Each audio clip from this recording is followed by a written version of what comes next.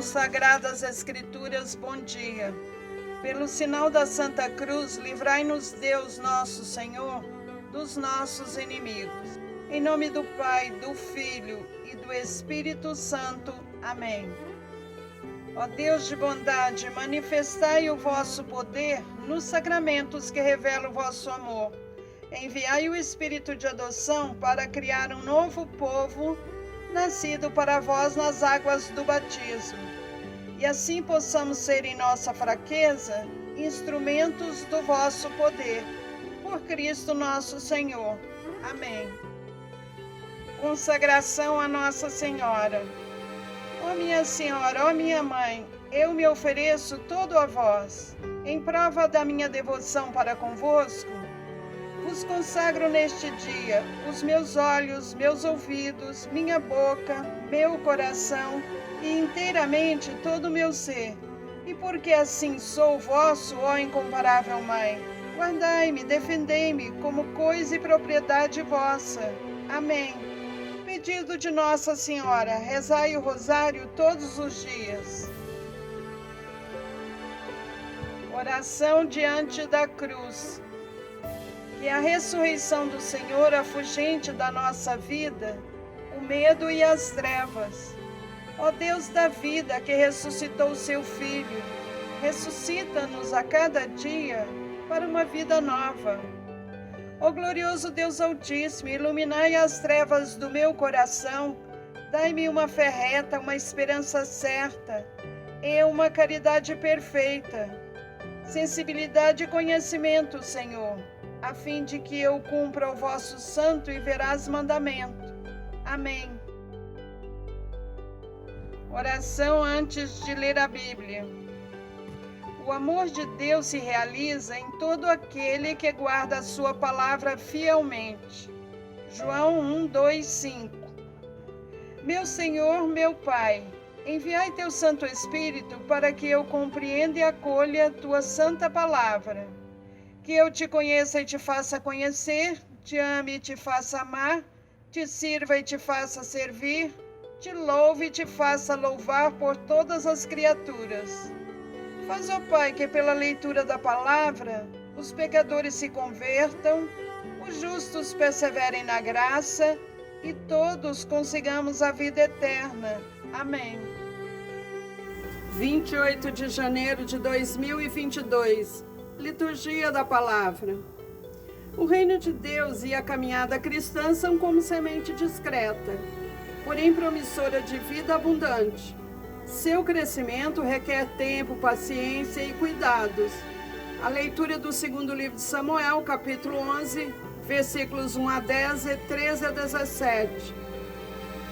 No ano seguinte, na época em que os reis costumavam partir para a guerra, Davi enviou Joabe com seus oficiais e todo Israel, e eles devastaram o país dos amonitas e sitiaram Rabá. Mas Davi ficou em Jerusalém. Ora, um dia ao entardecer, levantando-se Davi de sua cama, pôs-se a passear pelo terraço de sua casa e avistou dali uma mulher que se banhava. Era uma mulher muito bonita. Davi procurou saber quem era essa mulher e disseram-lhe que era Betsabeia, filha de Eliã, mulher do hitita Urias. Então Davi enviou mensageiros para que a trouxessem. Ela veio e ele deitou-se com ela. Em seguida, Betsabeia voltou para casa. Como ela concebesse, mandou dizer a Davi: estou grávida. Davi mandou esta ordem a Joabe: manda-me Urias, o hitita. E ele mandou Urias a Davi. Quando Urias chegou, Davi pediu-lhe notícias de Joabe, do exército e da guerra.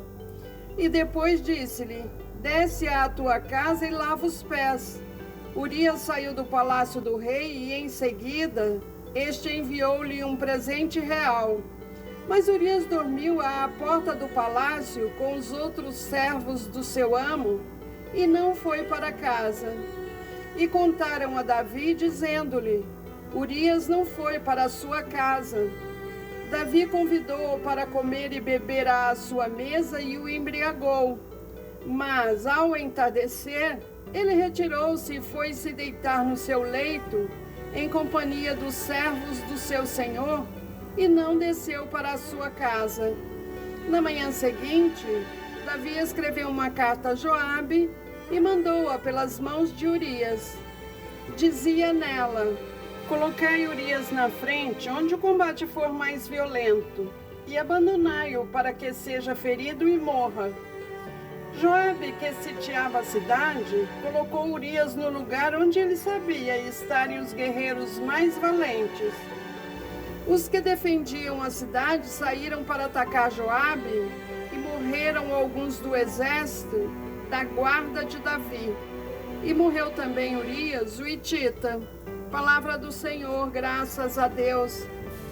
Graças te dou, ó Pai, Senhor do céu e da terra, pois revelastes os mistérios do teu reino aos pequeninos, escondendo-os aos doutores. Mateus 11:25. Proclamação do Evangelho de Jesus Cristo segundo Marcos. Capítulo 4, versículos 26 a 34. Naquele tempo, Jesus disse à multidão: o reino de Deus é como quando alguém espalha a semente na terra. Ele vai dormir e acorda noite e dia, e a semente vai germinando e crescendo, mas ele não sabe como isso acontece. A terra por si mesma produz o fruto.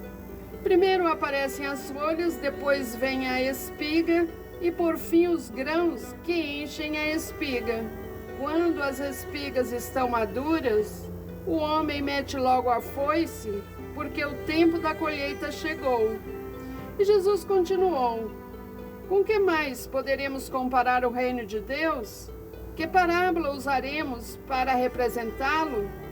O reino de Deus é como um grão de mostarda, que ao ser semeado na terra, é a menor de todas as sementes da terra. Quando é semeado, cresce e se torna maior do que todas as hortaliças, e estende ramos tão grandes que os pássaros do céu podem abrigar-se à sua sombra. Jesus anunciava a palavra usando muitas parábolas como estas, conforme eles podiam compreender, e só lhes falava por meio de parábolas, mas quando estava sozinho com os discípulos, explicava tudo. Palavra da salvação, glória a vós, Senhor. Reflexões sobre o Evangelho do dia 28 de janeiro de 2022. Nos seus ensinamentos, Jesus gostava de comparar o reino e a palavra de Deus com uma semente. É o caso também no texto de hoje. A semente não é apenas o que apresenta ser, é algo que traz em si vida. Isso se percebe quando a semente é posta na terra, ela germina e se desenvolve. Para isso, porém, necessita de tempo e condições. A primeira parábola evidencia a fecundidade da semente da terra. A planta cresce independentemente da vontade das pessoas. Assim, o reino de Deus em si mesmo contém vida, dinamismo e esperança. A segunda parábola acentua o contraste entre a semente pequena e a planta grande. A mostarda era uma espécie de praga, brotava em lugares não desejáveis, assim como o reino de Deus floresce de maneira incômoda aos sistemas que se opõem a ele. O reino de Deus é visto como árvore que fornece sombra, acolhida e proteção a todos os povos. Encerraremos com uma passagem da primeira carta de São João, capítulo 1, versículo 3. O que vimos e ouvimos nós vos anunciamos, para que também vós tenhais comunhão conosco. Ora, a nossa comunhão é com o Pai e com o seu Filho Jesus Cristo. O próprio Jesus Cristo dizia sempre: é preciso que se cumpra as Escrituras. Escrituras dão testemunho de mim. Ainda não lestes as Escrituras? Até amanhã, fiquem em paz e que Deus os acompanhe sempre. Amém.